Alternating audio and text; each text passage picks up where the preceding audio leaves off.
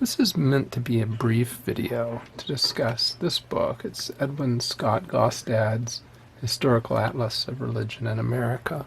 My copy here is from the early 1960s. I think it's undergone two more recent revisions, one in the 70s and one around the year 2001, I believe. Story of religion in the 50 states. So if you're interested in religion in America or the history of the United States, this may be something you would be interested in. My copy was in the Orange County Public Library in California and discarded at some point, and I picked it up in a used bookstore. It went for $8.95 when it was first available. This copy, as I said, I believe is copyright 1962. And it has all manner of interesting maps and charts in it. This is the list of figures. We'll just peek at a few of them. Starting here on the left is a map of the colonies. The black is English claims. And what you find are these kinds of maps here on the left showing the location and date of various churches of different denominations. So zooming in on this figure, you see three different maps, all set in 1650, and they have different denominations in each chart. So the first map on the left has Baptist churches in the full black circle, and Anglican churches down here, mostly in Virginia and Maryland, as open circles. Congregational churches here, mostly in New England, and Lutheran churches down in the Delaware, Eastern Pennsylvania region. Then you have Presbyterian, Roman Catholic, Dutch Reformed, and Quakers shown on the chart on the right. And it has an Appendix A at the back, which tells you the location of date and date of each church. On the opposite page, you see number of churches per denomination in 1660 and 1700 in a bar chart format. On the next page, you see a similar chart for 1740 and then 1780.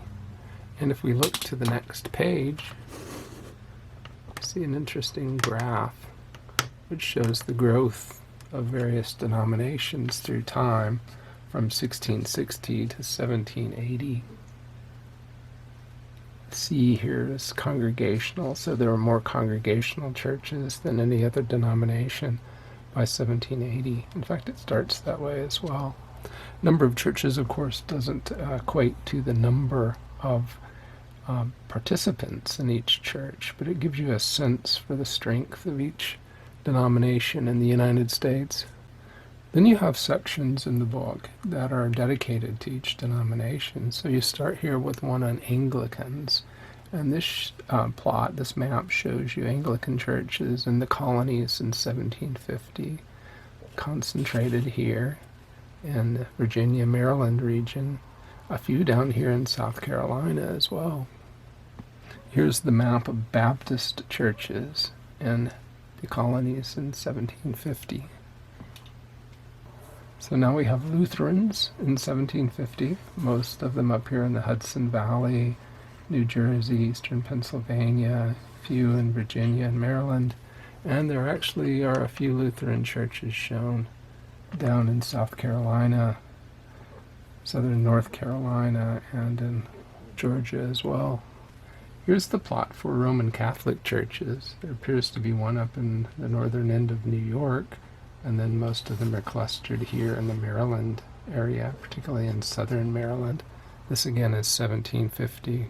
Oh, by the way, if you hear a noise in the background, my cat is giving herself a bath. Here's a plot called Distribution of Different Nationalities in 1790 by state. The caption says that the percentages apply to the United States total for a given nationality, not to the total population of an individual state. And the key is the solid dark here is 50% and over. So for the Dutch, over 50%, at least 50% were in the New York region. This chart shows you the distribution of the English. This hashed line is 10 to 25%. So English were distributed fairly evenly. The Scotch seem to have been concentrated in Pennsylvania. Here's a pie chart that shows the percentage of the total population formed by each nationality in 1790.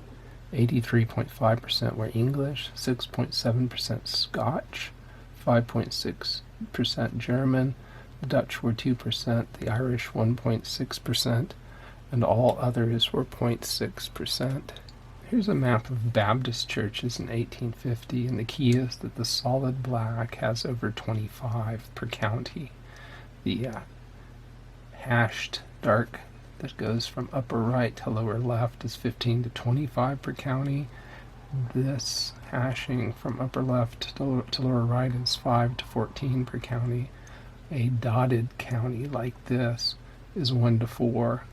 So you can see the concentration of Baptists down here, but then also up here in New England.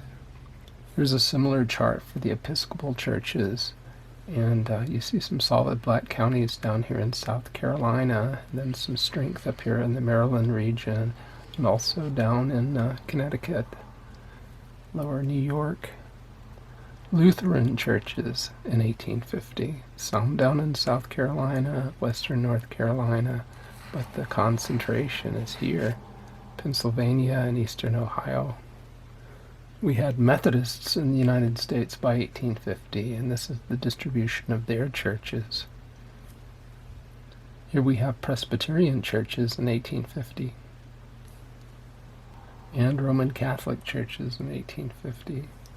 This also has a portion in the western part of the country. And this is the Appendix A that I mentioned early in the video. So it lists the various churches that were represented by dots in those early charts. Appendix B shows the number of churches in 1750 by denomination. So you have denomination in each column, and then the various colonies are shown in the rows. So in Virginia in 1750 there were 96 Anglican churches. Finally, my favorite thing about this book is this color map, which I'm going to attempt to show you. I was happy to get a copy that still had the map intact. And it's a color map that shows the county by county distribution in the United States of the various religious bodies in the 1950 census. So the reddish color that you see in the New England area is Roman Catholics. The yellow is Methodists. There are 1 or 2 brown counties there, and those are Presbyterians. So a solid color indicates that the designated denomination accounts for at least 50% of the reported religious membership in the county. And so blue is Baptist down at the bottom. So you have more Roman Catholics down in southern Louisiana. And if you come over here to North Central Plains area, North Dakota, Minnesota, you see green, and the green is Lutheran. Out west you begin to see gray counties, those are Mormons. So it's a fascinating map.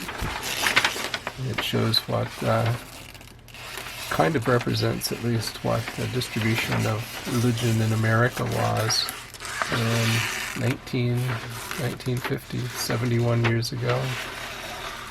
So with that, I'll conclude this short video. It's something of a book review, and thank you very much for watching.